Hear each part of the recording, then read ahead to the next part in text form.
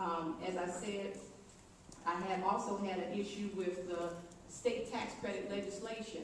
At the time, I have articles here from that and letters I wrote to the governor, and letters the governor wrote back to me. And our issue at the time was making sure that it did have to come to the Board of Aldermen first, which is what we were successful in getting. We talked to our state rep, we talked to our state senator, and we lobbied some others, and they agreed to do the amendment that went through. And so now that's how we got here. You have to come to the Board of Aldermen first. And so to me, that's good leadership. To me, if someone has it has the approach wrong and is not talking to the leadership and the community, you try to get that person's attention, and once they come and they're willing to change their thinking, they're willing to change their plans, and they're willing to negotiate for what's good for the community, that's good leadership. That's what I'm supposed to be doing. Not saying, Paul McKee, because of the way you started out, go away, never call us. Because the reality is, we still have all the vacant land that he owns sitting there, that he can walk away from and do nothing for as long as he chooses.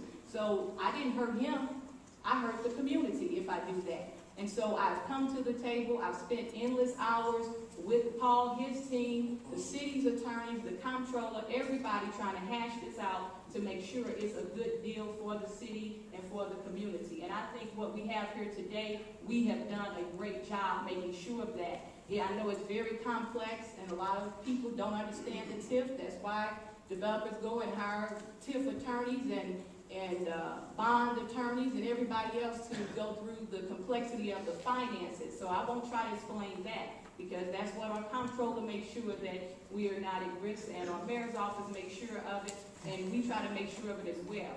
But like I said, for me as the alderman, I think my issues were those that I described to make sure that my community benefits and is not harmed, and that the approach changed and that it is laid out in a way that we can live with. And I think we have something here today that would be good for us if and hopefully, like I said, it will happen. We understand this is a vision, it's many pretty pictures within the scheme of things. I don't know that all of that can happen and all of it would happen within the time frame that's laid out.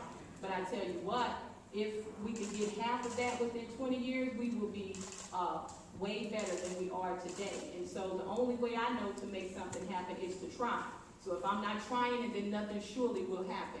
And so I'm here today trying, and we're going to continue to have community meetings. We're going to have meetings to go back and show what came out of it, because there are many questions that you couldn't answer before because we had not gone through negotiations. All we were seeing was what the developer asked for. And so all they were hearing is what some of the things we were willing to do. But a lot of times people don't believe that. So now you have some things in black and white. And like I said, this will be a long process, because even though you have the TIF, just to do the development, you still have